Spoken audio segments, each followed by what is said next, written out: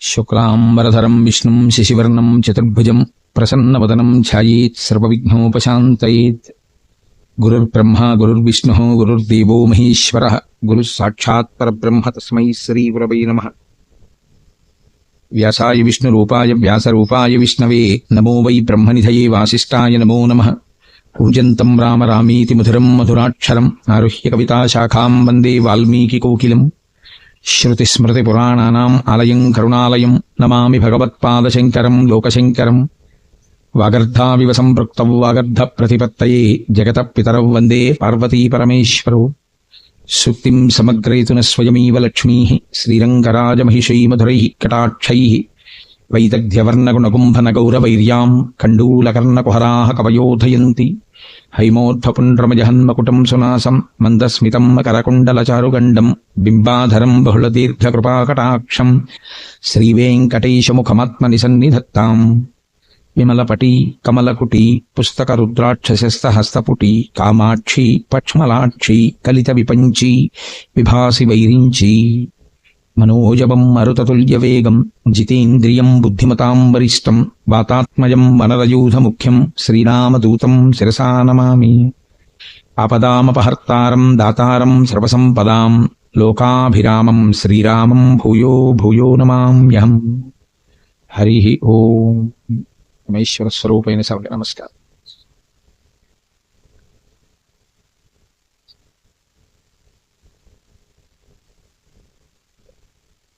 మీతో నేను మనవి చేశాను, మోహమునకు గురి అయినటువంటి అర్జునుడితో కృష్ణుడు మాట్లాడుతున్నాడు కాబట్టి అది గురు శిష్య సంవాద స్వరూపము. కాబట్టి ఉపనిషత్. గురువు శిష్యుడు మాట్లాడుకున్నదంతా ఉపనిషత్తు అవుతుందా అంటే, ధర్మం విషయంలో అర్జునుడు పొందినటువంటి వైక్లభ్యాన్ని దిద్దడానికి గురుస్థానంలో కూర్చున్నటువంటి కృష్ణ భగవానుడు మాట్లాడుతున్న మాటలు కనుక అది ఉపనిషత్ స్వరూపాన్ని పొందింది. నేను మీతో మనవి చేశాను, అర్జునుడి యొక్క మోహానికి మూల కారణం ఏదుందో ఆ మూల కారణాన్ని నివారణ చెయ్యాలి. కేవలం యుద్ధం చేయనన్నాడు కాబట్టి యుద్ధం ఎందుకు చెయ్యాలో చెప్పడం కాదు కృష్ణుడి యొక్క పని. యుద్ధం చెయ్యను అనడానికి కారణం, ఎదురుగుండా ఉన్న వాళ్ళు నా వాళ్ళు, వాళ్ళు చచ్చిపోతే ఏదో ఇబ్బంది వచ్చేస్తుంది. ఇప్పుడు నావారు అన్న మాటలో నావారు కానివారు ఉన్నారు అన్నది కూడా అంతర్భాగమే. ఇది నాకు ఇష్టము అని నేను ఎప్పుడైతే అన్నానో, ఇది నాకు ఇష్టము కాదు అన్నది కూడా ఉందని గుర్తు లోకంలో. తప్ప ఇది నాకు ఇష్టము అంటే అన్నీ ఇష్టమో కాదు. పైగా ఇది నాకు ఇష్టము అని నేను ఎప్పుడైతే అన్నానో అప్పుడు నాకన్నా ఇంకోటి ఉంది అని గుర్తు. రెండవ వస్తువు కూడా ఉంది లోకంలో. అందుకని దాని యందు నేను మోహమును పొంది ఉన్నాను, ప్రీతి పొంది ఉన్నాను అని గుర్తు. కాబట్టి ఇప్పుడు మూలమును ఎక్కడ దిద్దవలసి ఉందంటే, అసలు రెండు లేవు అర్జున, ఉన్నది ఒక్కటే పదార్థము. ఆ ఒక్క పదార్థము ఇన్నిగా ఎలా కనపడుతోంది? ఇన్నిగా కనపడినప్పుడు ఇంక అందులోంచి ఎన్నైనా పుట్టుకొస్తాయి. నేను దీన్ని చంపుతున్నాను, అది నన్ను బాధ పెడుతోంది, నేను దీని ఎందు ప్రీతి చెందాను, దీని ఎందు అప్రీతి ఉన్నది. ఇవన్నీ రావడానికి కారణం రెండున్నాయన్న భావనలోంచి పుడుతున్నవి.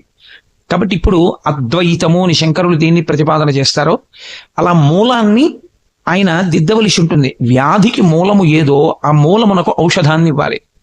కాబట్టి అసలు చావేది పుట్టుకేది, అసలు చచ్చిపోయేదేది చావనిదేది, ఏది నిజం ఏది అబద్ధం.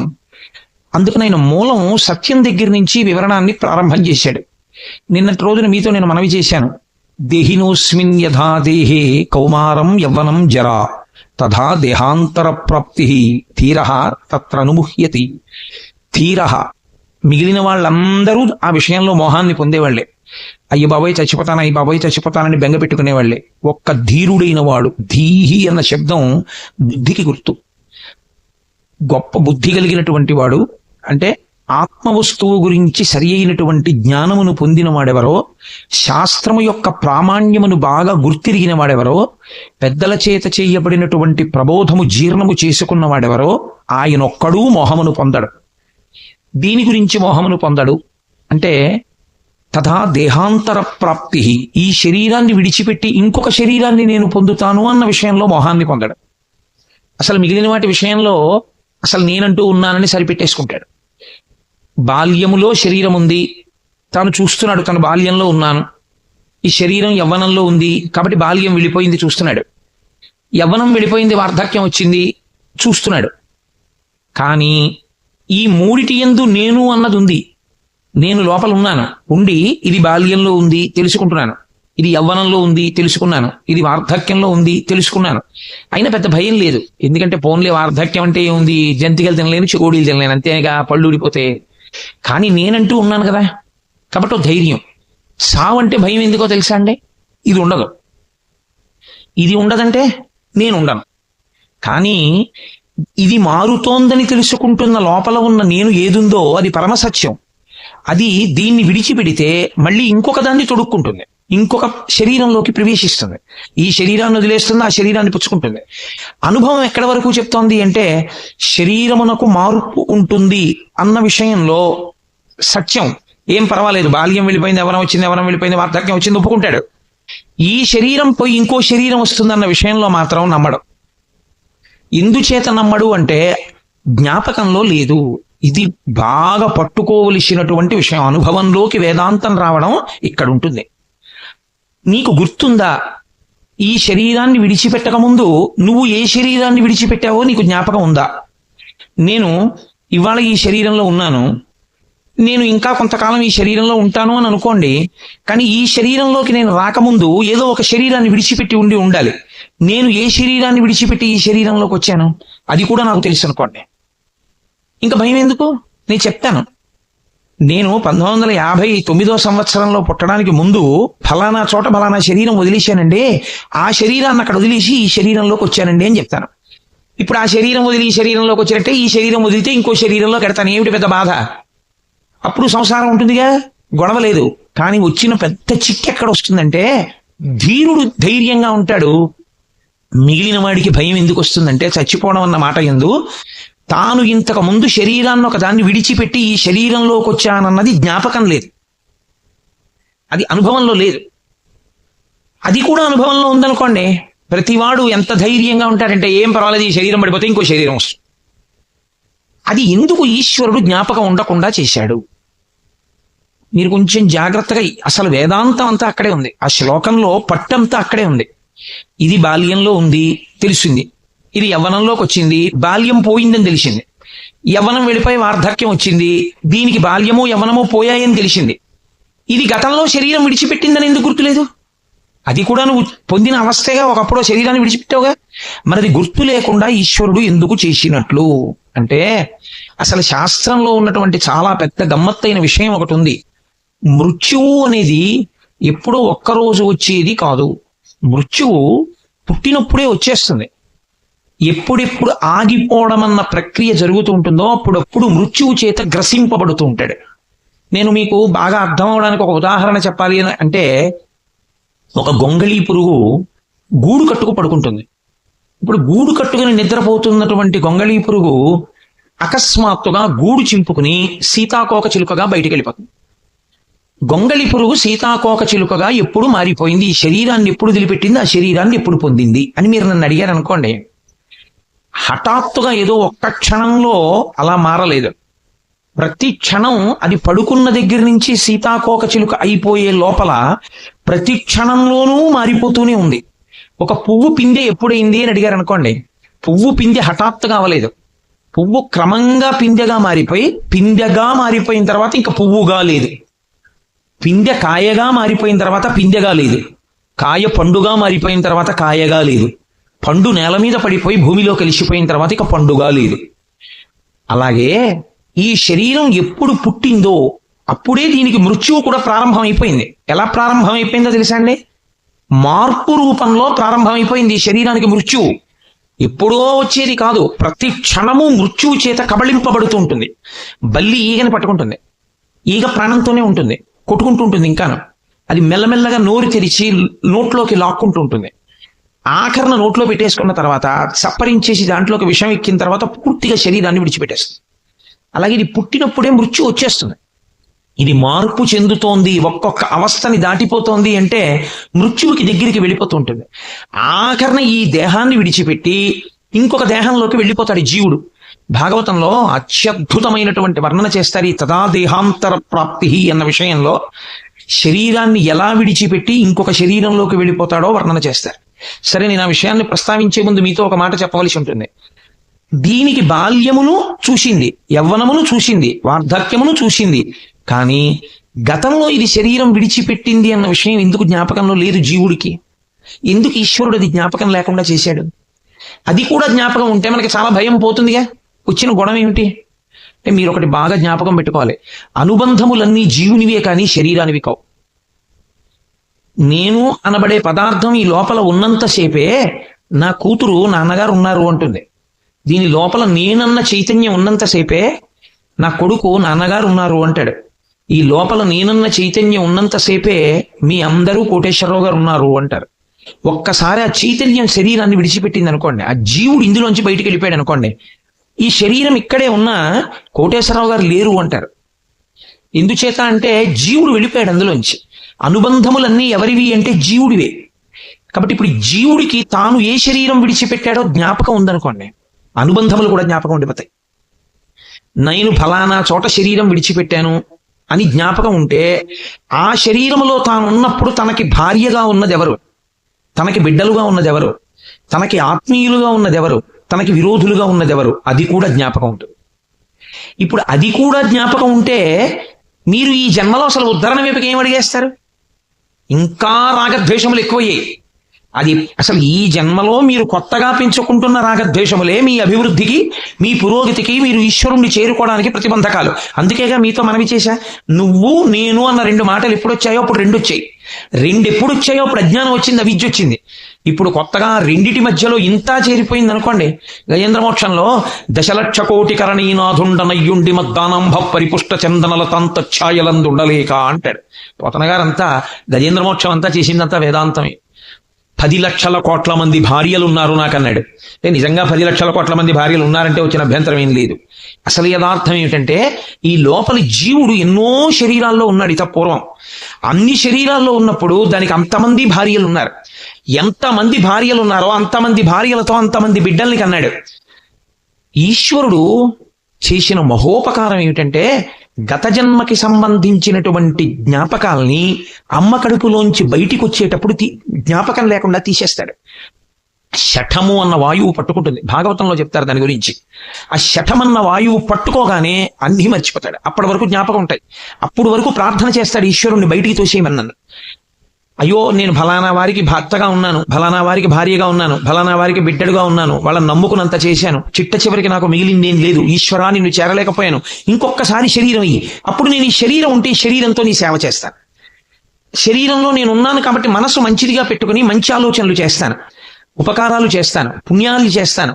కాబట్టి ఈశ్వరా ఇంకొకసారి శరీరం ఇయ్యి అంటాడు. ఇచ్చినప్పుడు పరమేశ్వరుడు గత జన్మ జ్ఞాపకాల్ని కూడా ఉంచేశాడు అనుకోండి, ఉంచి పైకి పంపాడు అనుకోండి జీవుణ్ణి. ఇక ఆ జీవుడు ఒక్క క్షణం కూడా ప్రశాంతంగా ఉండలేడు. బయటికి వస్తూనే అతనికి ఒక జ్ఞాపకం ఉంటుంది, నా భార్య ఫలానా చోట ఉంది, గత జన్మలో భార్య, ఎప్పుడు అక్కడికి వెడదామా అని ఉంటుంది. నా కొడుకులు అక్కడ ఉన్నారు, వాళ్ళ యోగక్షేమాలు చూడాలనిపిస్తుంది. గతంలో కుక్కగా ఉండొచ్చు, కానీ ఆ కుక్కకు పుట్టిన పిల్లల మీద వ్యామోహం ఉంటుంది. ఓ పందిగా ఉండొచ్చు, ఆ పిల్లల మీద వ్యామోహం ఉంటుంది. ఇలా నీకు ఎన్ని జన్మల జ్ఞాపకాలు ఉంటాయో అంత పెద్ద సంసారం నీలో ఉంటుంది. ఆ సంసారంలో పడిపోవడం వల్ల కదా పాడిపోయావు. సంసారం అన్న మాట వేదాంతంలో బయట ఉండేది కాదు, లోపల ఉండేది. బాహ్యంలో అయితే సంసారం బయట ఉందంటాం, వేదాంతంలో సంసారం లోపల ఉంటుంది. అందుకే కాషాయానికి అర్థం ఏమిటంటే అన్నీ విడిచిపెట్టేయడం, ఎవ్వరితోనూ అనుబంధం ఉండకూడదు. అందుకే నకర్మణాన ప్రజాధనీన త్యాగే నైకే అమృతత్వమానసో పరిణనాకం నిహితం గుహాయాం విభ్రాజతే తద్యతయో విశంతి అంటుంది ఉపనిషత్. కాషాయం కట్టుకున్న వాళ్ళని చూస్తే ఆ మంత్రం చెప్పు ఉంటుంది. ఎందుచేత అంటే ఇంకా వాళ్ళకి త్యాగే నైకే అమృతత్వమానసో, ఇహ ఆయనకి కొడుకు లేదు, కూతురు లేదు, భార్య లేదు, భర్త లేదు, బిడ్డ లేరు, బంధువు లేరు, స్నేహితుడు లేడు, ఎవరు లేరు, ఆఖరికి శరీరమే నేను కాదు, అన్నీ విడిచిపెట్టేశాడు. అన్నీ విడిచిపెట్టేసిన వాడికి ఒక్కడికే కాషాయం. అన్నీ వదిలిపెట్టేస్తే అన్నిటితో సంబంధాన్ని విడిచిపెట్టి లోపల ఉన్న నేనుగా మాత్రమే మిగిలిపోయాను తప్ప నాకెవ్వరితో అనుబంధం లేదు. ఇక నేను అన్నయ్య అని పిలిపించుకునేది లేదు, ఏమండి అని పిలిపించుకునేది లేదు, నాన్నగారండి అని పిలిపించుకునేది లేదు. అలా నాన్నగారండి అని పిలవవలసినటువంటి వారికి నేను తండ్రిని పూర్వాశ్రమంలో అయినా ఇప్పుడు ఇక నేను ఒప్పుకోను. ఇది కట్టుకున్న నాడు నాకు మళ్ళీ 2వ జన్మ, నేను కొత్తగా పుట్టిన వాడితో సమానం కాబట్టి లేదు, నేను అన్ని విడిచిపెట్టేశాను. విడిచిపెట్టడం అంటే ఇది విడిచిపెడితే మరి బుద్ధి ఎక్కడ పెట్టావు? సత్త యందు న్యాసం చేశాను, సత్త యందు బుద్ధిని నిక్షేపించాను, అందుకు నేను సన్యసించానంటాడు. అందుకే సనాతన ధర్మమునందు అంత పెద్ద మార్పు వస్తే ఇది విడిచి అది పట్టుకున్నాడు కాబట్టి కాషాయం కట్టుకుంటాడు.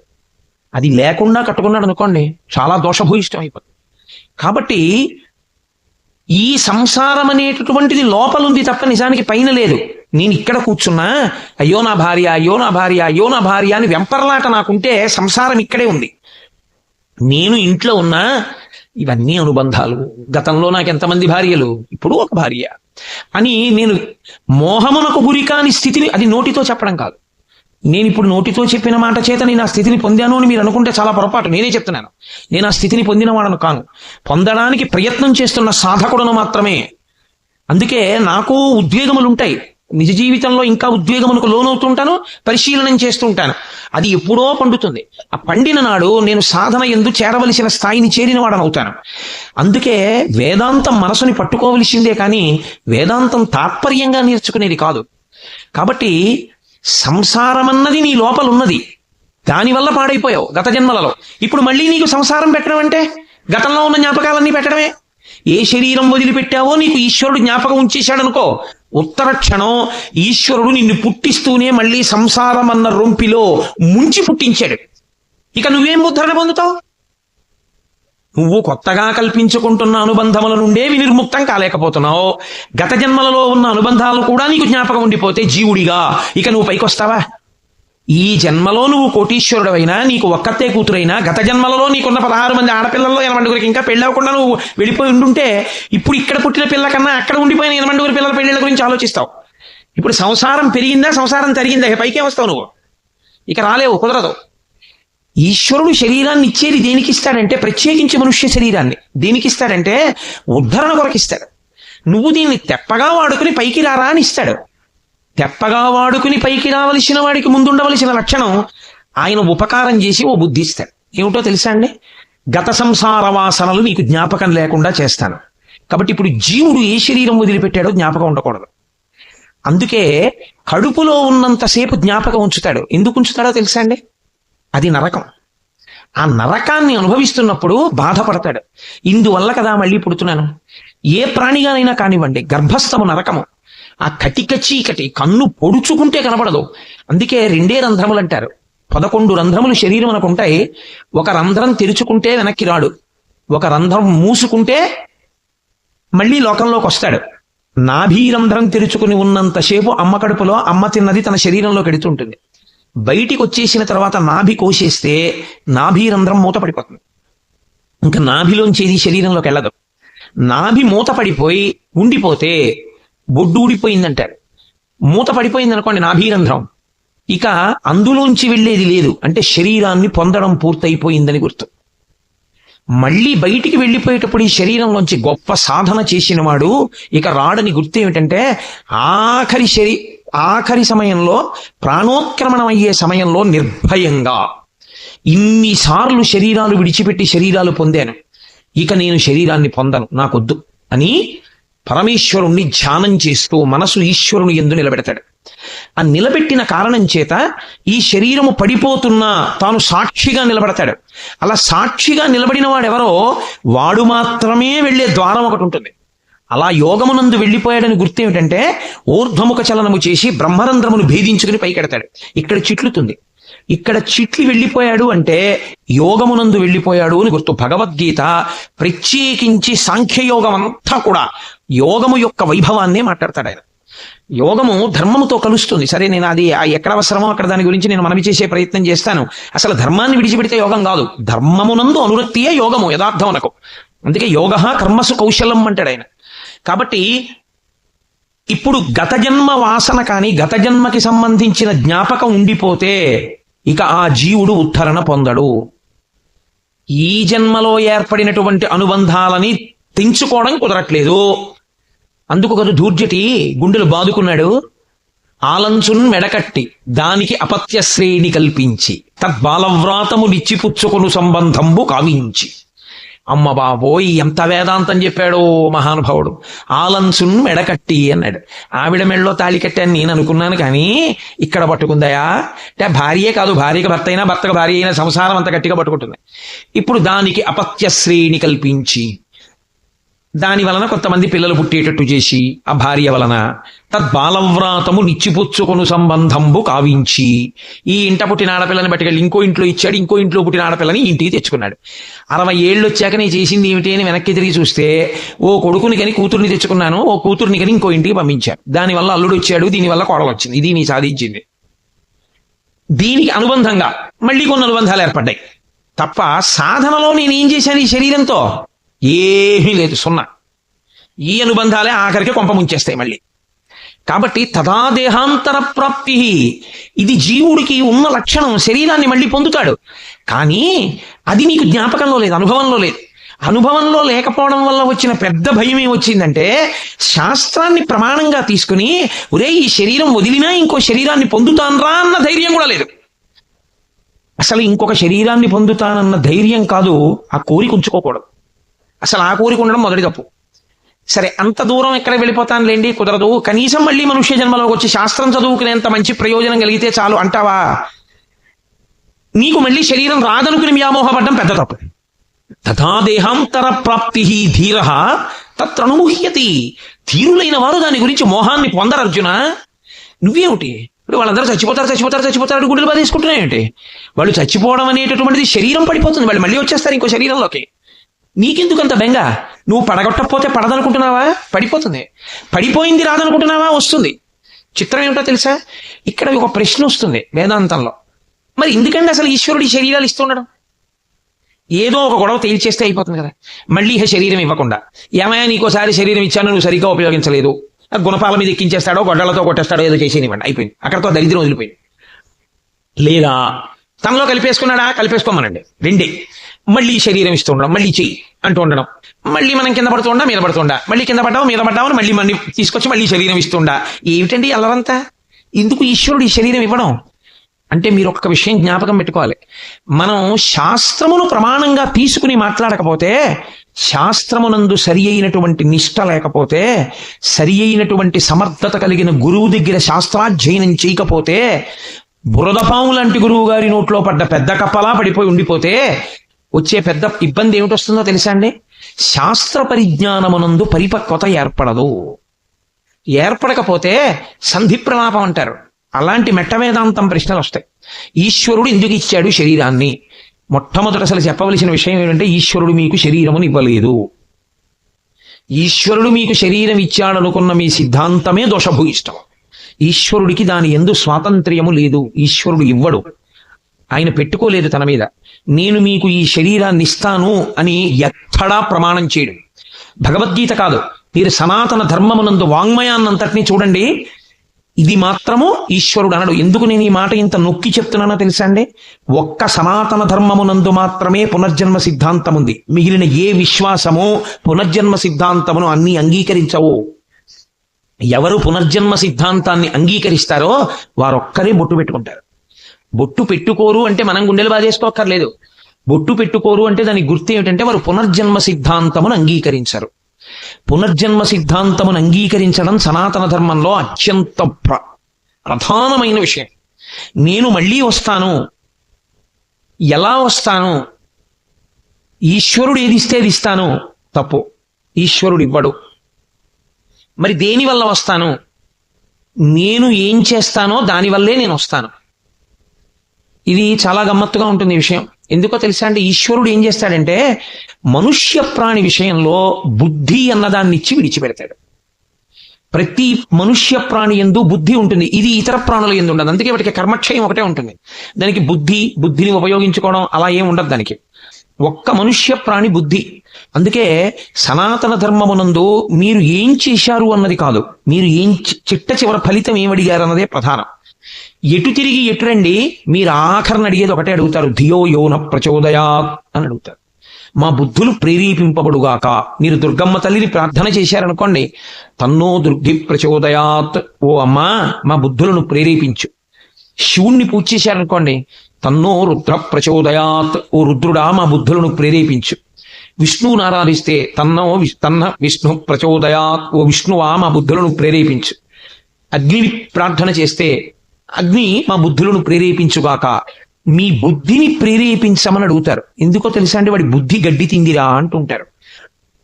బుద్ధి నిర్ణయం చేస్తుంది. మనసు సంకల్ప వికల్ప సంఘాతమై ఉంటుంది. నేను మీతో నిన్న మనవి చేశా, స్థూల శరీరము బలమా సూక్ష్మ శరీరము బలమా అంటే సూక్ష్మ శరీరము యొక్క బలం ముందు స్థూల శరీరము యొక్క బలము వెంట్రుకపాటి కూడా చాలదు. అది అంత బలవత్తరము సూక్ష్మ శరీరం. అందుకే మహానుభావులు చంద్రశేఖరేంద్ర సరస్వతి స్వామి వారు నడిచే దేవుడిని పేరు. ఆయన ఒక మాట అంటుండేవారు, గాలిని పట్టుకుంటానండం ఎంత సాహసమో మనసుని పట్టుకుంటానండం అంత సాహసం. ఆ సాహసం చెయ్యడమే అభ్యాసం అన్న మాటలోకి వచ్చింది. గాలిని పట్టగలవా, మనసుని పట్టగలవా? మనసుని పట్టగలను. దేని వలన? కేవలము అభ్యాసము వలన. అందుకే భక్తి యోగంలో వాడతాడు ఆ మాట ఆయన. నేను మయ్యేవ మన ఆధత్స్వా మయి బుద్ధి నివేశయ అంటాడు. నా ఎందు పెట్టు నీ మనసు, నా ఎందు పెట్టు నీ బుద్ధి. అలా కుదరలేదనుకో అభ్యాసయోగేన కౌంతేయ, అభ్యాసం చెయ్యి అంటాడు. అభ్యాసము శరీరముతో ప్రారంభం. సరే, అది భక్తి యోగంలో విషయాన్ని ఇప్పుడు నేను దాన్ని సమన్వయం చెయ్యను. మనం ఏం చేస్తామంటే ఈశ్వరుడు బుద్ధినిచ్చి మనల్ని పంపిస్తే ఈ బుద్ధితో ఈశ్వరుడు ఏం చెప్తాడంటే నువ్వు నిర్ణయం చేసుకో. ఇప్పుడు ఈ నిర్ణయం చేసుకోగలిగినటువంటి బుద్ధి పదును బాగా ఎక్కడెక్కుతుందో తెలుసా అండి? శాస్త్రమును అధ్యయనము చేయడం వల్ల, గురువు గారి దగ్గర కూర్చొని శాస్త్రాన్ని బాగా వినడం వల్ల. ఏతత్ శాస్త్రం ప్రమాణంతే, ఎవరేం చెప్పారన్నది ప్రమాణం కాదు. లోకంలో ఎవరు ఏం చెప్పినా ప్రమాణం కాదు. శాస్త్రమును వాళ్ళు మాట్లాడితే ప్రమాణం. పరమాచార్య స్వామి చెప్పినటువంటి మాటలన్నీ ప్రమాణ వాక్కులే. దేని వలన? ఆయన ఎప్పుడు మాట్లాడినా వేదమే మాట్లాడారంతే, ఆయన శాస్త్రమే మాట్లాడారంతే. శాస్త్రము కానిది ఆయన మాట్లాడలేదు. ఎంత ధైర్యంగా మాట్లాడారో, ఎంత సాహసంగా మాట్లాడారో పరమాచార్య మాట్లాడిన మాటలు మీరు చదివితే మీకు అర్థమవుతుంది. ఓ, ఇందుకు ఈయన నడిచే దేవుడయ్యాడనిపిస్తుంది. అదిగో ఆ ధైర్యం ఉండి మాట్లాడిన గురువు ఉంటాడే, శాస్త్రమునందు నమ్మకం ఉన్నవాడు, ఆ గురువు మాట్లాడుతున్నప్పుడు ఆ మాటల చేత పదునెక్కుతుంది. పదునెక్కడం అన్న మాటలో ఉన్నటువంటి లక్షణం ఏమిటో తెలుసా అండి? మళ్ళీ అదో చిత్రం.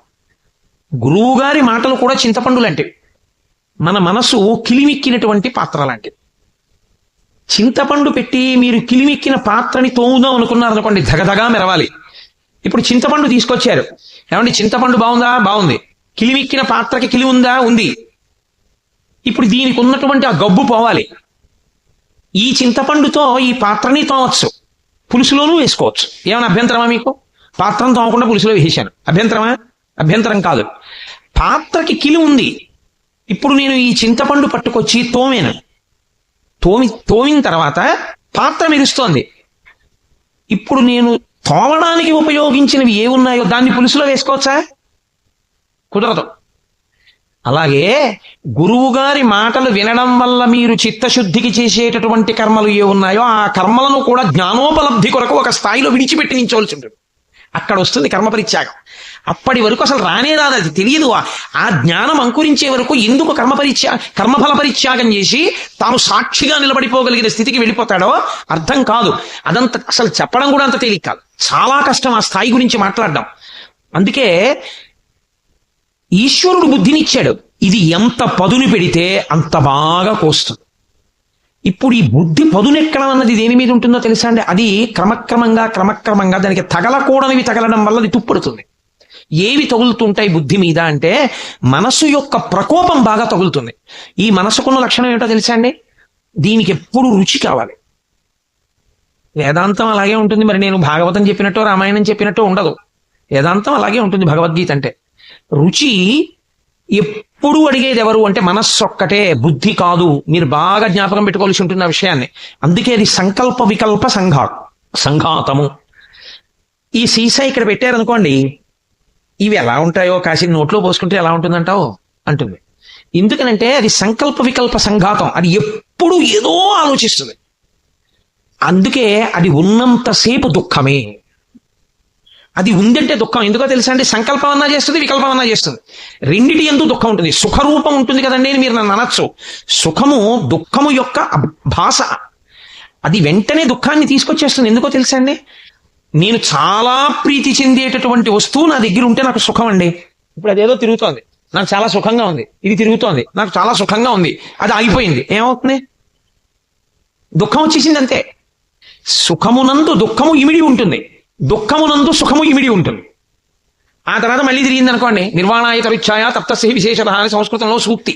ఎండలోంచి వచ్చి చెట్టు కిందకి వెళ్ళాడు అనుకోండి, అబ్బా ఎంత హాయిగా ఉందండి అంటే. ఆకలేసిన తర్వాత అన్నం తిన్నాడు అనుకోండి, అబ్బా ఎంత హాయిగా ఉందండి అంటే. నా ఉపన్యాసం అయిపోయిన తర్వాత మీరు అమ్మాయి ఎంత హాయిగా ఉందండి అంటారు కదా. కాబట్టి దుఃఖము తర్వాత సుఖం ఉంటుంది, సుఖం తర్వాత దుఃఖం ఉంటుంది. ఇవి రెండూ మనసు యొక్క లక్షణాలే. ఇది సంకల్ప వికల్ప సంఘాతము. దీని అసాధ్యం, దీని శక్తి అంతా ఎక్కడదో తెలుసా అండి? అది ఊపిరి మీద ఆధారపడిపోతుంది. దాని శక్తి అంతా ఊపిరే. చిత్రం ఏమిటంటే, ఏమండి నా రెటీనా చూపించండి అని మీరు అడిగారు అనుకోండి, కంటి లోపల ఎక్కడో వెనకాతల ఉన్న రెటీనాని నేను ఒక యంత్రం ముందు కూర్చుంటే డాక్టర్ చూపించచ్చు స్క్రీన్ మీద, ఇదిగో మీ రెటీనా అని చూపిస్తాడు. నా గుండె చూపించండి అని అడిగాను అనుకోండి, నేను ఒక ప్రత్యేకమైన స్కానర్ దగ్గర కూర్చుంటే ఇదిగో మీ గుండె కోటేశ్వరారని చూపిస్తాడు. నాకు ఒకప్పుడు కంఠం పాడైంది. అంటే కంఠం పాడడం అంటే ఎక్కడికో వెళ్ళి తినకూడని పదార్థం తినేసాను. నాకేం తెలుసు వాళ్ళు అటువంటి నూనెతో పెడతారు అన్నం అని. వాళ్ళు పెట్టకూడని నూనెతో నాకు అన్నం పెట్టారు వంట చేసి పెడితే నా కంఠం పోయింది. నా కంఠం పోతే నేను డాక్టర్ గారి దగ్గరికి వెళ్ళాను. వెడితే ఆయన నన్ను ఒక యంత్రం ముందు కూర్చోబెట్టి ఒకసారి మీ కంఠం చూసుకోండి అన్నారు. ఎదురుగుండా నా కంఠం కనబడింది. ఎర్రటి మాంసపు ముద్ద మీద పూర్తిగా తొరకలు, పెరుగు మీద పాల మీద తొరకలు పడితే ఎలా ఉంటాయో అలా పట్టేసింది తొరకలాగా. ఇది మీకు కనపడుతున్నది. ఈ తొరక ఎక్కడి వరకు పట్టిందో తెలుసా? ఇక్కడి నుంచి ఇక్కడి వరకు తొరక కట్టింది. ఈ తొరకంతా ఏమిటో తెలుసా? మీరు తినకూడనటువంటి నూనెతో, అత్యంత చవకబారు నూనెతో మీకు అన్నం పెట్టారు వారం రోజులు మీరు ఉపన్యాసాలకు వెళ్ళినప్పుడు. ఆ నూనె ఏమైపోయిందంటే ఇక్కడికి వచ్చి తొరక కట్టేసింది.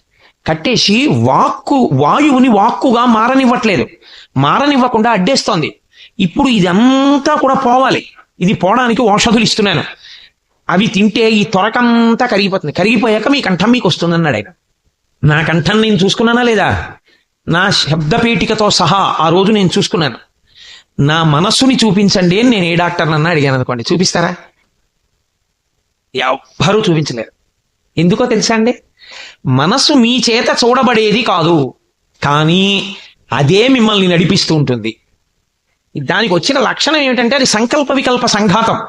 అది అస్తమానం ఏదో ఒక ప్రతిపాదన పట్టుకొస్తుంది. అది ఖాళీగా ఉండు, వద్దు అలా చేయకు, గొడవ చేయకూర్చు, ఏం చెప్పకు, అలా ఉండు అని మీరు అన్నారు అనుకోండి, వెంటనే అలాగే అని మళ్ళీ వెంటనే అలా ఉండమన్నావు కదా చూసావా, పూర్వం కూడా ఒక ఆయన ఇలాగే అనేవాడు అని మళ్ళీ ఏదో మొదలెడుతుంది. అసలు మీరు మనసుని ప్రశాంతంగా ఉంచడం అన్నది సాధ్యము కానే కాదు. ఇది ఎప్పుడైతే సాధ్యం కాదో మీరు ఆ విషయాన్ని గుర్తుపెట్టుకోవాలి. దానికి స్వాతంత్ర్యం అలవాటు అవ్వడం అన్నది ఎప్పటి నుంచి వచ్చిందో తెలుసా అండి? ఇప్పటిది కాదా స్వాతంత్ర్యం, కొన్ని కోట్ల జన్మల క్రితం నుంచి మీరు అలవాటు చేశారని ఇష్టం వచ్చినట్టు తిరిగాని. వెనకటికి ఒక ఆయన కొడుకు ఎవరో ఒక అమ్మాయిని ప్రేమించానని చెప్పాడు. ఏం చెప్పాలి బుద్ధున్న తండ్రి అయితే? తప్పురా, తండ్రిరా నిర్ణయించాలి, నువ్వు ప్రేమించడం ఏమిటిరా, తప్పు, అలా చేయకూడదని చెప్పాలి. ఒరే, ప్రేమించిన అమ్మాయి చుట్టూ తిరగడానికి ఒక మోటార్ సైకిల్ ఉంటే బాగుంటుందిరానో మోటార్ సైకిల్ కొనిపెట్టాడు. కొనిపెట్టిన తర్వాత వాడు ఆ అమ్మాయిని ప్రేమించాడు, పెళ్లి చేసుకున్నాడు. ఇప్పుడు ఆయన వేరు కారణాలకు ఏడుస్తున్నాడు.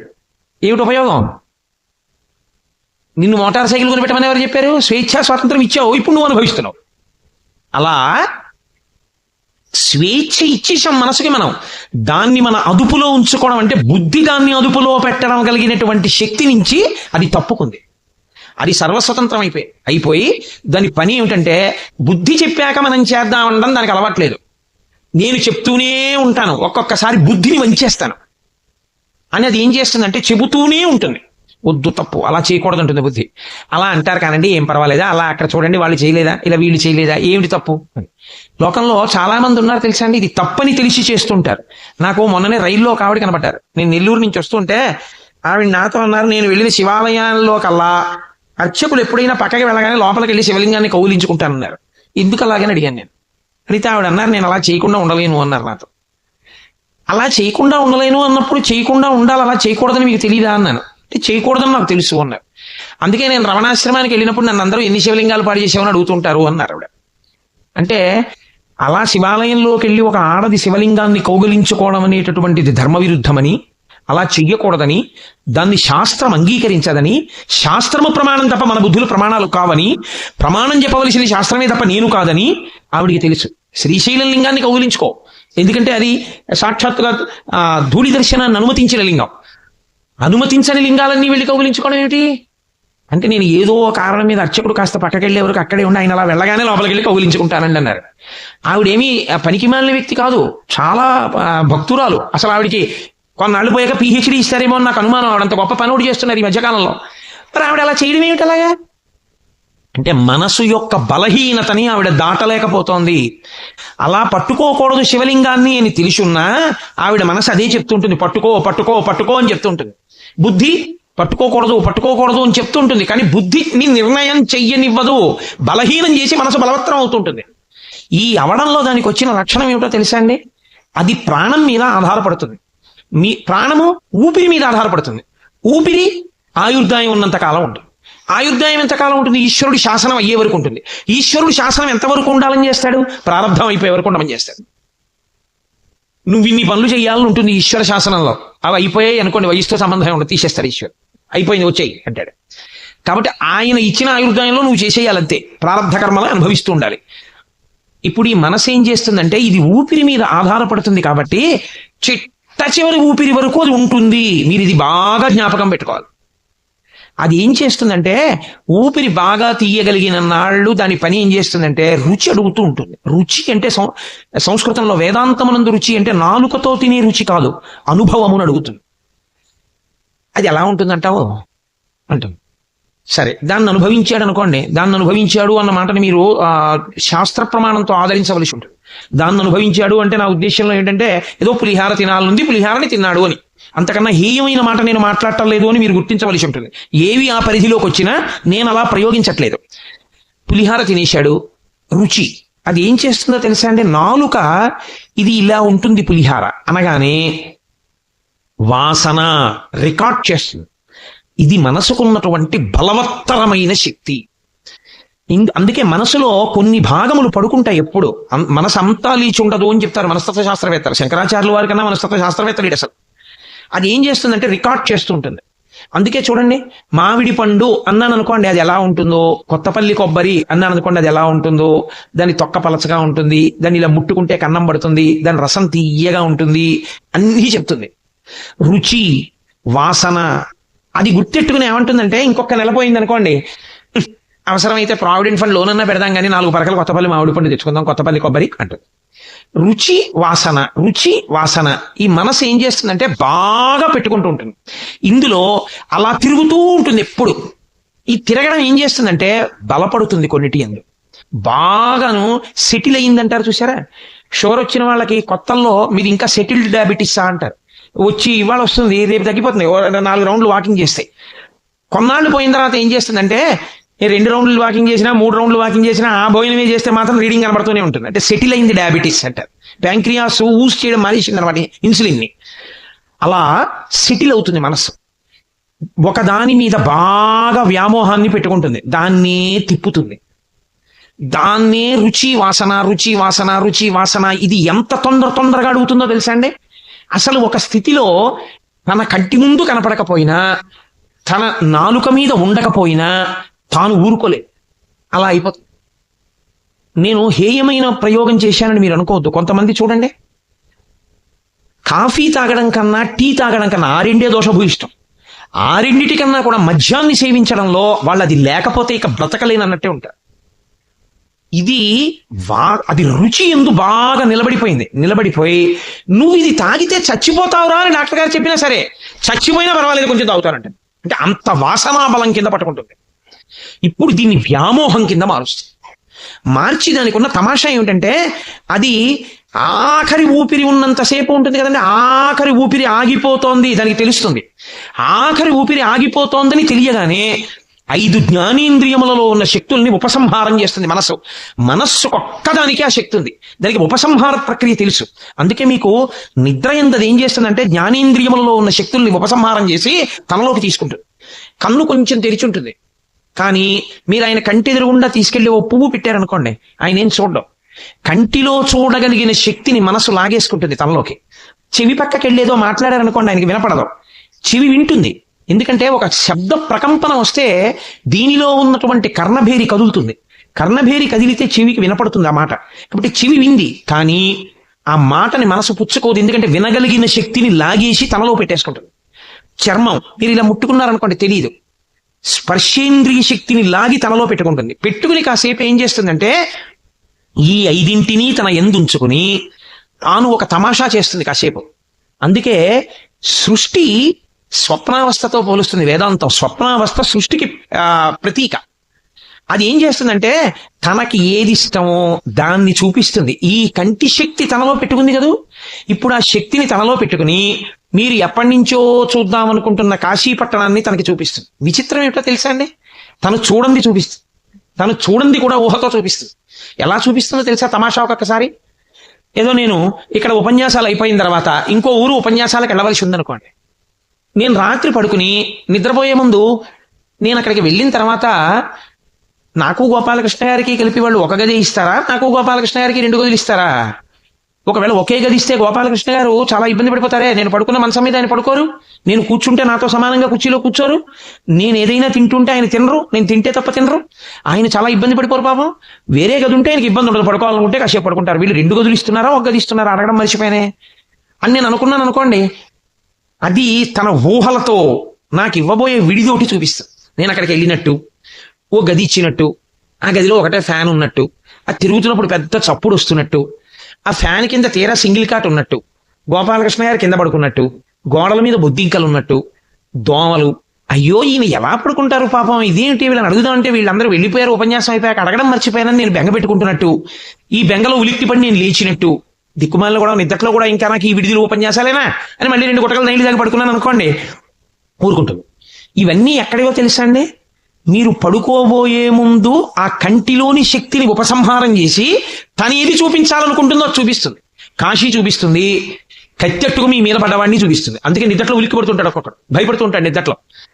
ఆ తర్వాత ఏం చేస్తుందో తెలుసా అండి, అది అలిసిపోతుంది. ముందు జ్ఞానేంద్రియాలు అలిసిపోతాయి, శక్తి లాగేస్తుంది. తర్వాత కళ చూపించి అది కూడా అలిసిపోయి ఇంకా తను సంకల్ప వికల్పాలు చెయ్యలేక ఏం చేసేస్తుందంటే ఆ ఇంద్రియ శక్తుల్ని పట్టుకుని మనసు ఆత్మలోకి వెళ్ళిపోయి ఊరుకుంటుంది. ఇప్పుడు ఇంద్రియ శక్తులు మనస్సు కూడా ఆత్మలోకి వెళ్ళిపోతే మనస్సు ఎప్పుడైతే లేదో సమస్త అహంకారములు అణిగిపోతాయి. నేనెవరు, పురుషుణ్ణి, నా పేరేమిటి, కోటేశ్వరరావు, నేనేం చేస్తుంటాను, ఫలానా ప్రభుత్వ సంస్థలో ఉద్యోగిని, నేను సాయంకాలం ఏం చేస్తాను, ప్రవచనం చేస్తాను, నా జీతం ఎంత, ఇంత వస్తుంది, నా దగ్గర డబ్బు ఎంత ఉంది, ఇంత ఉంది, నాకు పిల్లలెందరూ, ఇంతమంది, ఇవేమీ ఉండవు. మనసు ఆగిపోగానే అన్నీ ఆగిపోతాయి. ఆగిపోగానే ఇంకా ఏ సంబంధములు కానీ, ఏ ఉద్రేకములు కానీ, ఏ ఆందోళనలు కానీ ఏమీ ఉండవు. నిరతిశయ సుఖము. కానీ అది అనుభవానికి తెలియదు. ఇంకా సుషుప్తి యందు ఆత్మ ఒక్కటే ఉంటుంది. అందుకే గాఢ నిద్ర పట్టినవాడు అబ్బా నిద్ర పట్టింది ఎంత బాధ కలిగిందోనండి అండవు, గాఢ నిద్ర పట్టింది ఎంత హాయిగా ఉందండి అంటాడు. దోమలే కుట్టాయో బుద్ధింకలే పాకాయో ఏమీ తెలియదు. తాను ఆత్మగా సాధన చేత నిలబడినా అంతే పరిస్థితి. అక్కడికి వెళ్ళడమే చాలా కష్టం, ఆ సమాధికి వెళ్ళడమే చాలా కష్టం. కాబట్టి ఇప్పుడు మనసుకున్న లక్షణం ఏమిటంటే రుచి వాసన, రుచి వాసన, రుచి వాసన, రుచి వాసన, ఇవే పట్టుకుంటుంది. ఈ పట్టుకోవడంలో ఇది చేసే తమాషా ఏమిటో తెలుసా అండి, కొన్నిటి యందు బాగా నిలబడిపోతుంది. ఇందులో ప్రధానంగా దేని యందు నిలబడుతుందంటే, ఒకటి భార్య యందు నిలబడుతుంది. అయ్యో ఈ పిచ్చిది ఏమైపోతుందో, నేను వెళ్ళిపోతున్నాను, ఇది ఏమైపోతుందో, ఇది ఏమైపోతుందో, ఇది ఏమైపోతుందో అని దాని బలహీనతలు జ్ఞాపకానికి వచ్చి ఇది ఉన్నట్లు మాట్లాడేస్తుంది, కోపం వస్తే దాచుకోలేదు, రేపు పొద్దున్న కబుక్కుని 10 మందిలో ఏమైపోతుందో, ఇది పిల్లల దగ్గర కబుక్కుని సరి అయినటువంటి ఆదరణ తెచ్చుకోలేకపోతే దీని జీవితం ఎలా ఉంటుందో అని బెంగెట్టుకుంటాడు. బెంగెట్టుకుని వెళ్ళిపోతే అదే ఆలోచిస్తూ ఉండగా ప్రాణోత్క్రమణనందు కూడా నిద్రయందు ఏ ప్రక్రియో అదే ప్రక్రియ పట్టుకుంటుంది మనసు. అది ఉపసంహారం చేస్తుంది, కంటిలోని శక్తిని లాగేస్తుంది, చెవిలో శక్తి లాగేస్తుంది, నోట్లో రుచి శక్తిని లాగేస్తుంది, అన్ని లాగేసి బయటికి వెళ్ళిపోవడానికి మార్గాన్ని వెతుక్కుంటుంది. ఇంకా ఊపిరి ఆగిపోతుంటే ఎట్నుంచి వెళ్ళిపోను అని అప్పుడు ఈశ్వరుడు నిర్ణయం చేస్తాడు. ఏ ఆలోచనతో వెడుతోంది, ఏ వాసనతో వెడుతోంది, ఆ వాసన ఈశ్వరుడి గురించి అయితే ఒకలా వెడుతుంది, ఆ వాసన లౌకికమైన వాటి గురించి అయితే ఒకలా వెడుతుంది. ఆ వెళ్ళేటప్పుడు 9 రంధ్రములలోంచి వెళ్ళాలని లేదు, రోమకూపములు ఉంటాయి, అందులోంచి నెత్తురు పైకి రాదు, ఒక్క చెమట పైకి వస్తుంది. ప్రతి వెంట్రుక యొక్క కుదురు మొదలు భాగంలోంచి లోపల ఉన్న నీరు పైకొస్తోందంటే అది రంధ్రమే. కానీ ఈశ్వరుని యొక్క నిర్మాణ ప్రక్రియలో ఉన్నటువంటి ఘనత ఏమిటంటే నెత్తురు పైకి రాదు, అందులోంచి రోమకూపములలోంచి కూడా వెళ్ళిపోతుంది. ఆఖరి ఊపిరి ఆగిపోగానే ఇక తను కదలడానికి అవకాశం ఉండదని బయటికి వెళ్ళిపోతుంది ఆ శరీరంలోంచి. వెళ్ళిపోయినప్పుడు ఇంద్రియ శక్తుల్ని కూడా తీసుకుని బయటికి వెళ్ళిపోతున్నాడు. ఈ వెళ్ళిపోయినటువంటి జీవుడున్నాడే, వీడు మళ్ళీ చూడడానికి, వీడు మళ్ళీ వినడానికి, వీడు మళ్ళీ తినడానికి, వీడు మళ్ళీ అనుభవాల కోసం వీడికో శరీరం కావాలి. అందుకని ఈశ్వరుడు ఏం చేస్తాడంటే స్వతంత్రంగా ఇవ్వడు. నీకు బుద్ధి ఇచ్చాను కదయా, నువ్వు దేని గురించి ఆలోచిస్తూ వచ్చేసావు ఆఖరణ, ఇది ఆలోచించావా లేదా? కాదని ఎలా అంటారు? రుచి వాసన, వాసన దేని మీద నిలబడిందో దానికి అనుగుణమైన శరీరాన్ని ఇస్తాడు. అందుకే నా హేయోపాధేయ వర్జిత అని లలితా సహస్రనామ స్తోత్రంలో అమ్మవారికి ఒక నామం. ఆ వెళ్ళిపోవడంలో దాన్ని స్థిరీకరిస్తారు. మార్గములను, కారణములను చెప్పకుండా వర్గీకరణ చేసేస్తారు. 4 రకాలుగానే వెళ్ళిపోతాడు జీవుడు వెళ్ళిపోయేటప్పుడు. మొట్టమొదటి దాన్ని అలా వెళ్ళిపోయేటప్పుడు ఆర్తచింత అంటారు. ఆర్తచింత అంటే తనవారి యందు రాగము. అందుకనొచ్చాడు కృష్ణ పరమాత్మ. నీ పిచ్చిరా, చచ్చిపోతాను అంటున్నావు, చచ్చిపోయే వాళ్ళందరూ మళ్ళీ పుడతాడు ఈ రాగద్వేషాలకే. రాగము చేత వస్తాడు. ఎలా వస్తాడు? తన డబ్బు మీద వ్యామోహం, ఆ డబ్బంతా ఎక్కడుందో దాని కింద తిరిగి ఎక్కుతాడు. అంటే వెన్నుపాం అడ్డంగా ఉండే జీవి అవుతాడు. ధనము, ధాన్యము, ఐశ్వర్యము, బంగారము, లేకపోతే ఏదో దస్తావేజులు, ఇలాంటి వాటి మీద ఉండిపోయినటువంటి వ్యామోహం చేత విషము కూడా శరీరమునందున్నవాడై అడ్డంగా వెన్నుపాం ఉండేటట్టుగా వచ్చి అవి ఎక్కడ పెట్టాడో అక్కడికే వచ్చి కూర్చుంటాడు. అదే కదా ఆఖరణ భయపడ్డాడు, ఏమైపోతుందో, ఆ డబ్బు ఏమైపోతుందో అని. ఆ ఇనపెట్టి ఎక్కడుందో దాని కిందకే వచ్చి చేరుతాడు. చీకటిగా ఉంటుంది కదండి, అక్కడికి వస్తాడు. ఎప్పుడో ఎవరో బీరువా తీస్తుంటారు, వాడికి భయం వేస్తుంది. అయ్యయ్యో ఇంత సంపాదించాను, కొడుక్కిద్దాం అనుకున్నాను, ఆ వెర్రివాడు తాళాలు వీడికిచ్చాడు, వీడు గబుక్కుని ఏ గుడి సట్టుకుపోతాడో అని గబగబగబా బయటకు వచ్చి ఆ కాలు మీద కొడతాడు. అక్కడి నుంచి వాడు తేలంటాడు. ఇక కొడుకు కోడలు చీపురు కట్టట్టుకొచ్చి బయటికి తీసేసి చెప్పెట్టి కొట్టి చంపేస్తారు. అక్కడతో ఆ చింత పోతుంది. దీన్ని ఆర్తచింత అంటారు. మనిషి యొక్క మనసు రుచి వాసనగా వెళ్ళి దేని మీద నిలబడిపోయిందో దానికి తగిన ఉపాధిలోకి, అది హీనోపాధిలోకి పెడతాడు. అటువంటి ఆకర్షణలు ఉంటాయి. రెండవది రౌద్రచింత. దీనికి పూర్తి వ్యతిరేకం. నాకు రావలసిన డబ్బు వాడి వల్లే పోయింది, నా ఐశ్వర్యం వాడి వల్ల భ్రంశమైంది, నా సుఖ సంతోషాలని వాడు తీసేశాడు. అప్పుడు కూడా మనసు దాన్నే పట్టుకుంటుంది, వాడి గురించే ఆలోచిస్తుంది. అది రౌద్రచింత. ఇప్పుడు బాగా దాన్ని పట్టుకోవడం వల్ల ఏమవుతాడంటే చచ్చిపోయే ముందు కూడా మనసుకి అలవాటు అయిపోయి అదే ఆలోచించడం, వాడి గురించే ఆలోచిస్తూ వెళ్ళిపోతాడు. రౌద్రచింత అయి వాణ్ణి పాడు చేయడానికి ఎడతాడు. పావుగానో, తేలుగానో, జెర్రిగానో వాణ్ణే కలవడానికి ఎడతాడు. వెళ్ళి వాణ్ణి చంపడానికి కూర్చుంటాడు అక్కడ. రౌద్రచింత. అప్పుడు తిరియక్కైపోతాడు. ఈ శరీరాన్ని వదిలిపెట్టి వెన్నుపాం ఇలా నిలువుగా పెరగదిహ, వెన్నుపాం అడ్డంగా పెరిగే ప్రాణి అయిపోతాడు. అడ్డంగా పెరిగేవేవి ఇక బుద్ధితో కర్మ చెయ్యలేవు. అదే గుర్తు. తిరియక్కంటే వెన్నుపాం అడ్డంగా వచ్చిందంటే ఇక బుద్ధి లేదు అని.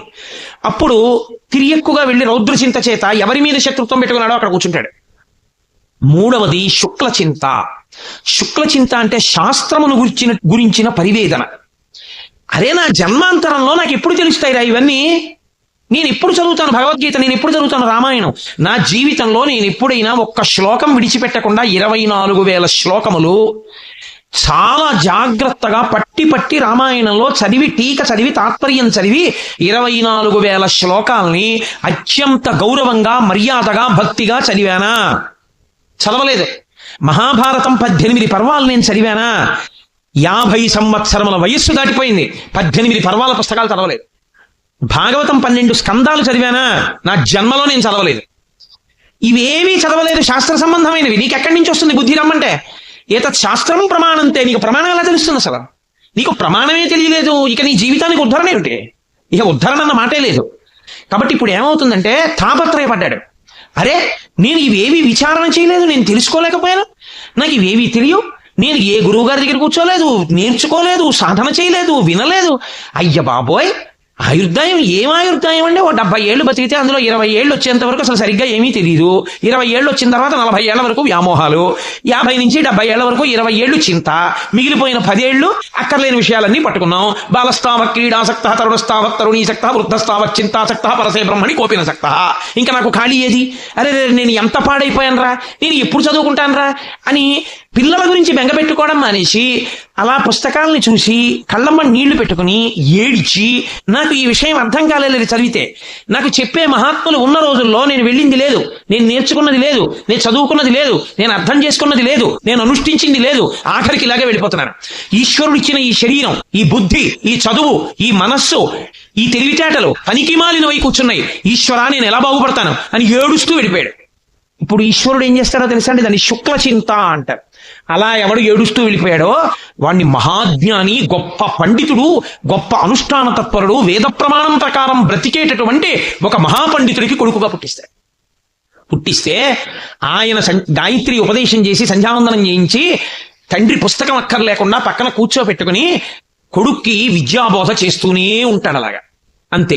తండ్రి దగ్గర ఈ అనుష్ఠాన ప్రక్రియ అంతా తెలుసుకుని, తండ్రి దగ్గర వేదాంతం అంతా విని, తాను గొప్ప సునిశ్చితమైన ప్రజ్ఞని పొంది, తాను వేద విహితంగా ఎలా బతకాలో అలా బతికి, చిట్ట చివర శరీరాన్ని ఈశ్వరుని యందు నిలబెట్టి ఊర్ధముఖ చలనం చేయించి యోగమునందు బ్రహ్మరంధ్రాన్ని భేదించుకుని వెళ్ళిపోతాడు. కాబట్టి ఈ జన్మలో వెళ్ళలేకపోయాడు, కానీ వచ్చే జన్మలో వెళ్ళిపోతాడు ఈశ్వరుడిలోకి. శుక్ల చింత దానికి కారణం అవుతుంది. చిట్ట చివరి చింత ఒకటి ఉంటుంది, దాని పేరు ధన్య చింత అని పేరు. ఇది అనుష్ఠానం వైపుకి తీసుకెళ్ళిపోతుంది. సరి అయినటువంటి గురువు లభించి ఆ గురువు గారి దగ్గర కూర్చుని వినగలిగినటువంటి స్వాతంత్ర్యం ఏర్పడి చెవులు దొప్పలు చేసుకుని వింటాడు. విన్నదాన్ని బాగా పరిశీలనం చేసి వైరాగ్యమును పొందుతాడు. ఆ వైరాగ్యంతో నిత్యకర్మానుష్ఠానమును కానీ సుఖదుఖములకు కానీ తాను సాక్షి మాత్రుడవుతాడు. తాను విచలితుడు కాడు. తాను దాని వలన జ్ఞానమును పొందుతాడు. ఆ జ్ఞానము చేత ఈ జన్మలోనే ఊర్ధముఖ చలనం చేసి బ్రహ్మరంధ్రాన్ని భేదించుకుని ఇంకొక కడుపులోకి వెళ్ళి ఇంకా మళ్ళీ శరీరంలోకి రాకుండా ఈశ్వరుల్లో కలిసిపోతాడు. కాబట్టి 4 రకాలైన వాటికి కారణము మనస్సే. అందుకే మన ఏవ మనుష్యాణం కారణం బంధమోక్షయో. ఇప్పుడు నాకు చెప్పండి, ఇప్పుడు మీ పునర్జన్మకి కారణము ఈశ్వరుడు కాడు. మీ పునర్జన్మకి కారణము మీరు చేసే కర్మలు కావు. ఎందుకో తెలుసా అండి? కర్మ తజ్జడం అంటారు రమణ మహర్షి. కర్మ ఏం చేస్తుందండి? కర్మ మిమ్మల్ని ఉద్ధరించలేదు. నేను దేవాలయం చుట్టూ 108 ప్రదక్షిణాలు చేశాననుకోండి, 108 ప్రదక్షిణములు చేయడం వల్ల నాకు వచ్చేటటువంటి చీమ తలకాయంత పుణ్యం కన్నా 108 ప్రదక్షిణములు చేసేటప్పుడు నా మనసు పట్టుకోకూడని వాటిని పట్టుకుని, చూడకూడని వాటిని చూడకూడని రీతిలో చూస్తూ తిరుగుతూ నా మనసు హేయమైన పాపం చేస్తోంది అనుకోండి, 108 మాటలు ఈ జడమైన శరీరం తిరిగింది, మనసు ఎక్కడ పావనమైంది? అందుకే మనస్సుని సంస్కరించడం చాలా చాలా కష్టం. మనస్సుని సంస్కరించడం అనే దానికి సాధనము ఒక్కటే, గురువు వలన శాస్త్రాన్ని వినడము, శాస్త్రాన్ని బాగా పరిశీలించడము, శాస్త్రాన్ని అధ్యయనం చేయడము. ఈ 2 వినా మార్గములు లేవు. కిలి వదలడానికి చింతపండు ఒక్కటే మార్గమైనట్టు గురుబోధ ఒక్కటే కిలి వదలడానికి మార్గము. అలా చేస్తే ఉత్తర జన్మలలో నీకు ఏ శరీరం ఇవ్వాలి అన్నదానికి నువ్వే కర్తవై కూర్చుంటావు. తథా దేహాంతర ప్రాప్తి ధీర తత్ర నముహ్యతి. అప్పుడు ఆయన బెంగపెట్టుకోడు. నేను దేని మీద చింత పెట్టుకుంటే నాకు తగిన శరీరం వస్తుందో దాని మీదకి చింత పెట్టుకుంటాడు. ఏతత్ శాస్త్రం ప్రమాణంతే. శాస్త్రం ప్రమాణంగా ఉంది కాబట్టి ఇది పడిపోతుంది, బెంగేమిట్రా? ఎప్పుడు నా కర్తవ్యమునందు నేనుంటే జరగవలసిన దాని గురించి నాకు భయం లేదు. నా కర్తవ్యాన్ని వదిలిపెట్టేస్తే ధర్మమునందు వైక్లభ్యమును పొందితే నేను పొందవలసిన దానిలో చిత్రమైన భయం వస్తుంది. క్షత్రియుడుగా తన కర్తవ్యం తాను చేయడంలో విఫలుడవుతున్నాడు అర్జునుడు. అందుకని పిరికి పంత నపుంసకుడా లే, క్షుద్రం హృదయ దౌర్బల్యం త్యక్తోత్తిష్ట పరంతప. ఏమిటి హృదయ దౌర్బల్యం? విడిచిపెట్టి లే. కాబట్టి ఏడు చచ్చిపోతారంటే ఏంటి? ఈ చచ్చిపోతామన్న పిరికితనం, ఈ భయమే చిట్ట చివరికి ఏం చేస్తుందో తెలుసా? బతికున్నన్నాళ్ళు వ్యామోహాలకి, చిట్ట చివరి ఆ వ్యామోహంలో నిలబడడానికి, పునర్జన్మ గురించినటువంటి భయంతో చచ్చిపోతున్నానని బెంగ పెట్టుకుని పిరికితనంతో వెళ్ళిపోవడం వల్ల పొగలు కమ్మినటువంటి చీకటి కమ్మిన దక్షిణ మార్గంలో ప్రవేశించి పునర్జన్మలో మళ్ళీ అనేకమైనటువంటి దెబ్బలు తిని యాతనలు అనుభవించి అడ్డంగా విన్నుపా ఉన్నటువంటి జన్మలోకి ప్రవేశిస్తావు. ధీరుడవు కావా. ధీరుడైన వాడికి భయం లేదు. వాడు శాస్త్రముల గురించే విచారణ చేస్తాడు. శహభాష్, పడిపోతోంది, అయిపోయింది, పడిపోతోంది. ఒక పువ్వు పిండి అయిపోతుంది, ఇది పువ్వుగా వచ్చింది, పిందెగా మారుతోంది. పిందె కాయ అయింది, కాయ పండైంది, పడిపోయింది. గొంగడి పురుగు సీతాకోక చిలుకైంది. ఏనాడు మార్పు మొదలైందో ఆనాడు నా మృత్యువు మొదలైంది. కాబట్టి శరీరం పడిపోతుంది, దాని ధర్మం అది, పడుతోంది. కానీ హేయమైన దాంట్లోకి నేను వెళ్ళిపోకూడదు, ఉత్తమమైన దాంట్లోకి వెళ్ళాలి. వెళ్ళడానికి నేనే కర్తని. నేనేం చేస్తానన్న దాన్ని బట్టి నేను నిలబడతాను. ఆ కర్త అన్నప్పుడు నేనేం చెయ్యాలి అన్నది నా ఇష్టం వచ్చినట్టు చేయడం కాదు, ఎవడేం చెప్తే చేయడం కాదు. ఏతత్ శాస్త్రం ప్రమాణంతే. ఈశ్వరుడు ఏం చెప్పాడో అదొక్కటే ప్రమాణం. ఈశ్వరుడు చెప్పింది వేదమే ప్రమాణం. కాబట్టి ఆ వేదమునందు ఉపనిషత్తుల అంతర్భాగం, ఆ ఉపనిషత్తుల యొక్క సంఘాతమే భగవద్గీత. కాబట్టి నువ్వు ఈశ్వరుడు ఏం చెప్పాడో, వేదం ఏం చెప్పిందో, ఉపనిషత్తులు ఏం చెప్పాయో, శాస్త్రం ఏం చెప్పిందో శాస్త్రాధ్యయనము చేసి శాస్త్రమునందు పూనిక కలిగినటువంటి గురువు ఏం చెప్పాడో దాన్ని మనసులో పెట్టుకుని నువ్వు విచారణ చేయడం ప్రారంభం చేస్తే, కాబట్టి ఇప్పుడు భగవద్గీత విన్నవాడికి ఏం అలవాటు ఇవ్వాల్సి ఉంటుంది? దేహినోస్మిన్యదా దేహే కౌమారం యవ్వనం జరా తథా దేహాంతర ప్రాప్తి. కాబట్టి ఈ శరీరం వదిలితే ఇంకో శరీరంలో కెడతాను, భయం లేదు. నా మనసుని సంస్కరిస్తాను. ఇవాళ నుంచి నా మనసు దేన్ని పట్టుకోవాలో దాన్ని పట్టుకోవడం వైపుకి దీన్ని తిప్పుతానిక. ఇది అభ్యాసం. లొంగని గుర్రాన్ని లొంగదీయడం. లొంగతీయగలిగినటువంటి ప్రజ్ఞ కొంతమందికే ఉంటుంది. మహాభారతంలో అర్జునుడి గురించి చెప్తూ అంటారు, గుర్రములను లొంగదీయగలడు అంటారు. అలా నీ మనసుని నువ్వు లొంగదీయగలిగితే, అక్కరమాలిన పిసినారితనం నుంచి నువ్వు వినిర్ముక్తం కాగలిగితే, అక్కరమాలిన కామం నుంచి నువ్వు విముక్తం కాగలిగితే, నీ కామము ఈశ్వర కామముగా నువ్వు మార్చగలిగితే, నువ్వు చేసే క్రియలన్నీ ఈశ్వరుడు యొక్క ప్రీతి కొరకు నువ్వు చేస్తే, దాని వలన ఈశ్వర ప్రీతి నీకు కలిగితే, నీకు ఎప్పుడూ భగవంతుని యొక్క ప్రీతి పొందడం కోసం బ్రతకడం అలవాటైపోతే, ఆనాడు ఏమవుతుందంటే నువ్వు చేసే ఏ పని నీ మెహర్బానీ కొరకు కాదు, నీ గొప్పతనం కొరకు కాదు. దాసి ఇల్లు ఊడిస్తే దేనికి తుడుస్తుందంటే, మా అయ్యగారు సంతోషిస్తారా లేదా, చక్కగా తుడిచావే ఇల్లు అంటాడా అయ్యగారు? బట్టలు ఉతికింది, ఎంత చక్కగా ఉతికి పెట్టావే పంచ, కూర్చుని పూజ చేశా, పూజ చేయడం వల్ల పంచంతా పసుపు పడింది, ఎంత బాగా ఉతికావు, పసుపు మరక కూడా లేకుండా ఉతికేశావు అని అయ్యగారంటే దానికి సంతోషం. అయ్యగారి ప్రీతి కొరకు అన్ని పనులు చేసిన దాసిలా నువ్వు చేసే పనులు నీ మెహర్బానీ కోసం చేయకూడదు. నువ్వు చేసే ఏ పనైనా ఈశ్వర ప్రీతి కొరకు చేస్తుండాలి. ఈశ్వరుడు ప్రీతి పొందాలి అంటే ధార్మికం ఒక్కటే మార్గం. బట్టి చేసి ఈశ్వరార్పణం చేయాలి. ఈశ్వరా, మీరు మా చేత చేయించారు, ధన్యుణ్ణి చేశారు తండ్రి, ఏతత్ ఫలం సర్వం శ్రీ ఉమామహేశ్వర పరబ్రహ్మార్పణమస్తు. అలా నువ్వు నిలబడగలిగితే ఎప్పుడూ నిన్నొకడు చూస్తున్నాడు యజమాని, వాడు ఆఖరణ తీర్పు చెప్తాడు. కాబట్టి నేను వాడి ప్రీతి కొరకు ఉండడం అలవాటైపోతే, శంకరులు వైరాగ్య శతకంలో చెప్తారు చిట్ట చివర, ఆఖరణ వెళ్ళిపోయేటప్పుడు పనిపిల్ల చూడండి, ఆఫీసులో పనిచేసే వాళ్ళు ఆఫీస్ టైం అయిపోతే వెళ్ళిపోతారు. పనిపిల్ల వెళ్ళిపోయేటప్పుడు టైం అయిపోయిందని వెళ్ళిపోదు, అమ్మగారు ఇంకా బయలుదేరుతున్నానంటుంది. అది అయిపోయిందా, ఇది అయిపోయిందా అని అడుగుతుంది. అది అయిపోయింది అమ్మగారు, ఇది అయిపోయింది అమ్మగారు. ఒక్క చిన్న పని చేయాలి, ఎవరో మామిడికాయలు పంపించారు, కాస్త 50 మామిడికాయలు తరిగి పెట్టాలి. అమ్మ సాయంకాలం 1 గంట ముందు వచ్చి తరిగి పెడతానమ్మా, కాస్త ఇంట్లో పిల్ల ఏడుస్తోంది, ఒళ్ళు వేడిగా ఉంది, వెళ్ళిపోతానమ్మా. సరే వెళ్ళు, అయితే సాయంకాలం తొందరగా రా. ఒకవేళ పిల్లకి ఒళ్ళు వేడి ఎక్కువ అయితే రాకు, పర్వాలేదు, రాకపోయినా నేను తరుక్కుంటానని యజమానురాలు అందనుకోండి, అప్పుడు వెళ్ళిపోతుంది. వెళ్ళిపోయేటప్పుడు కూడా అనుమతి అడిగి వెళ్ళిపోయిన దాసిలా ఇందులోంచి వెళ్ళిపోయేటప్పుడు కూడా, ఈశ్వర కరుణామయుడవై నా యందు అనురక్తితో నేను పాపాలు చేశానని, మనసుతో చేసిన పాపం పోగొట్టుకోవడానికి మనసుని, శరీరంతో చేసిన పాపం పోగొట్టుకోవడానికి శరీరాన్ని, వాక్కుతో చేసిన పాపం పోగొట్టుకోవడానికి వాక్కుని, మూడింటిని కలిపి జీవుణ్ణి శరీరంలో పెట్టి నాకు ఇది ఇచ్చావు. నా చేతనైనంత వరకు జాగ్రత్తగా ఉన్నాను, నీ ప్రీతి పొందాను అనుకుంటున్నాను. ఒకవేళ నేను తెలిసో తెలియకో అక్కడక్కడా శాస్త్రాన్ని ఉల్లంఘించి దీనితో అపరాధములు చేసి ఉంటే తండ్రి క్షమించు, వచ్చేస్తున్నాను, నీ పాదపంజరంలోకి వచ్చేస్తున్నానని పరమభక్తితో దీన్ని విడిచిపెట్టాడు అనుకోండి, ఈశ్వరుడు వాడిని తనలోకి కలిపేసుకుంటాడు, శుక్లచింత కింద మారిపోయాడు. అథవా ధన్యచింత కింద ఉన్నాడు, లేదా మహోత్కృష్టమైన జన్మొస్తుంది. అందుకే అక్కడక్కడ మీకేమవుతుందో తెలుసా అండి, శుక్లచింత ఘనీభవించిన నాడు గురువు గారి ప్రమేయం కూడా లేకుండా తనంత తానా జన్మలో జ్ఞానం వస్తుంది. కానీ కోట్ల కోట్ల కోట్ల కోట్ల మందిలో ఒక్కడే ఆ మినహాయింపు, ఆయన ఆదర్శము మాత్రము కాడు. తాను శిష్యుడు కానివాడు లోకానికి ఎలా గురుత్వాన్ని నేర్పుతాడు. ఎక్కడో ఉంటారు కోట్ల కోట్ల మందిలో ఒక్కడు ఉంటాడు గురువు అవసరం లేకుండా తరించినవాడు. కానీ ఆయన మీకు ఆదర్శము కాలేడు, ఎందుకంటే మీరు ఆ స్థాయిని పొందినవారు కారు. మీరు ఆ స్థాయిని పొందినవారైతే మీరు అలాగే ఉండి ఉండేవారు కాదు. కాబట్టి మీరు గురువుని ఆశ్రయించవలసిందే తప్ప మీరు గురువుని ఆశ్రయించాలంటే కుదరదు. గురువుని ఆశ్రయించి, శాస్త్రమును ఆశ్రయించి, మనసుని పరిపుష్టం చేసుకుని, దాని వలన మంచి దేహమును పొంది ఉత్తర జన్మలలో ఆ శరీరంతో జాగ్రత్తగా పాపముల నుండి వినిర్ముక్తుడై మళ్ళీ ఈశ్వరుణ్ణి చేరుకునే ప్రయత్నం చెయ్యాలి. 12 నెలలు చదివాడండి పిల్లాడు. 12 నెలలు కాదు, 24 నెలలు చదివాడు. 24 నెలలు అంటే 36 నెలలు చదివాడు. 10th క్లాస్ దేనికి బాగా చదువుతారు?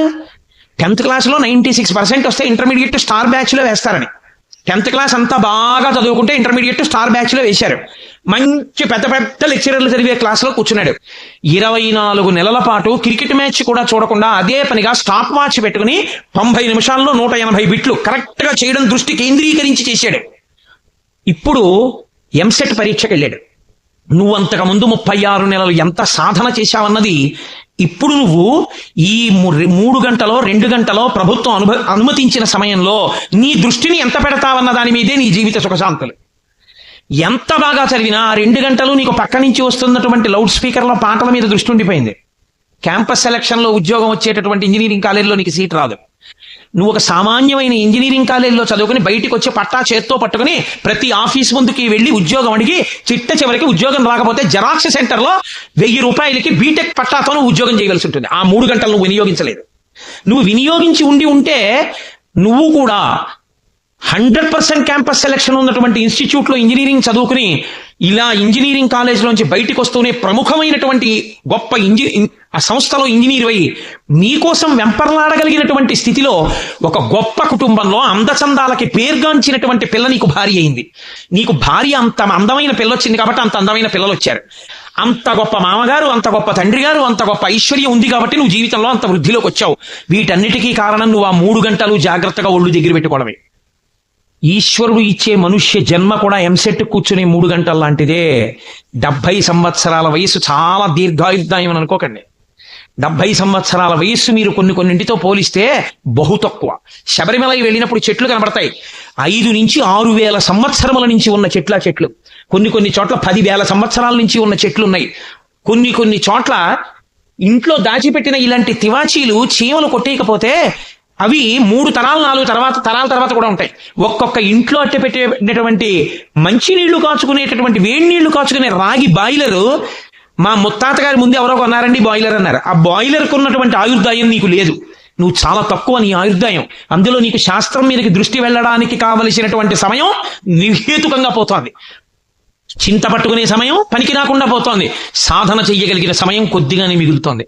అక్కడ వైగ్లభ్యాన్ని పొందేశావా, తదాదేహాంతర ప్రాప్తి, భయంతో శరీరాన్ని విడిచిపెట్టి తిరియక్కవుతావు. ఒక్కసారి తిరియక్కైపోయాడా ఇక మళ్ళీ ఉచ్చులేసి చంపేస్తారు, కత్తులు పెట్టి నరికి చంపేస్తారు, శూలాలతో పొడిచి చంపేస్తారు, కర్రలతో కొట్టి చంపేస్తారు, రాళ్లు విసిరి చంపేస్తారు. తప్ప చచ్చిపోవడానికి కూడా స్వేచ్ఛ ఉండదు. తాను ఏ పుణ్యకర్మ చేయడానికి అవకాశం ఉండదు. ఇది ఒక్కసారి వదిలిపెట్టేశాడా అయిపోయిందంతే.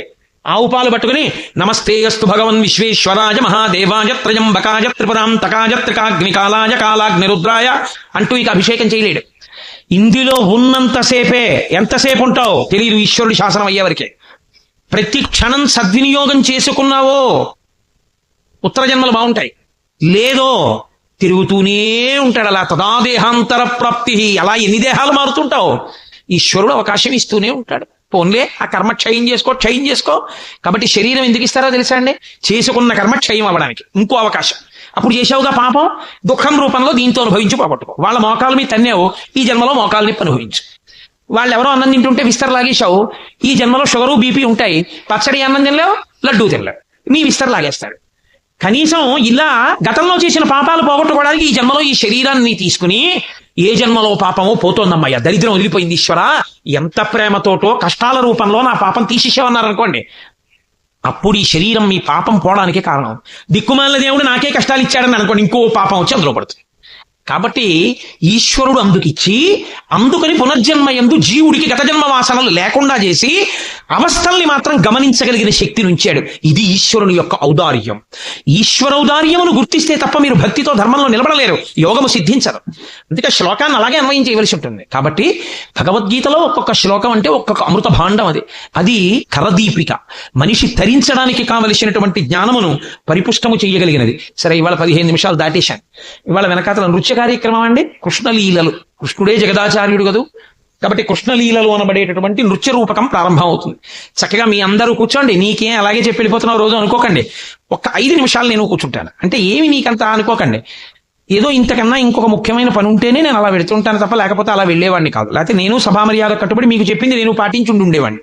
కాబట్టి దీని తర్వాత నృత్య కార్యక్రమాన్ని చూసి చక్కగా ఆ కళాకారులను మీరు ప్రోత్సహించి సంతోషించెదరుగాక. మంగళాశాసనపరై పదాచార్య పురోగమై సర్వైశ్చ పూర్వైరాచార్యై సత్కృతాయాస్తు మంగళం. మంగళం కోసలేంద్రాయ మహనీయ గుణాత్మనే చక్రవర్తి తనూజాయ సర్వభౌమాయ మంగళం. ఉమాకాంతాయ కాంతాయ కామితార్థప్రదాయినే శ్రీగిరీశాయ దేవాయ మలినాథాయ మంగళం. కరచరణకృతం వా కర్మవాక్కాయజం వా శ్రవణనైనజం వా మనసం వాపరాధం విహితమవిహితం వా సర్వమేత్తక్షమస్వ. శివ శివ కరుణాబ్ధే శ్రీ మహాదేవ శంభో. సర్వం శ్రీ ఉమామహేశ్వర పరబ్రహ్మార్పణమస్తు. స్వస్తి.